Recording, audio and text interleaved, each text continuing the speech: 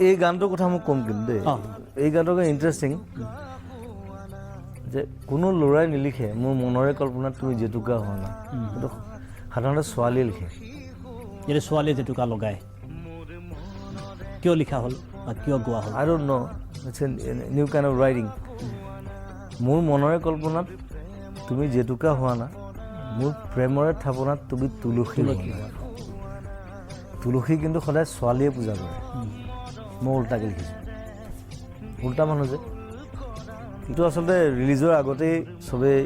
ভাল পালে গোটেই মই ষ্টেজত গাই আছিলোঁ আৰু ভিডিঅ'টো বৰ ধুনীয়াকৈ কৰিছোঁ আৰু প্ৰথম চাগে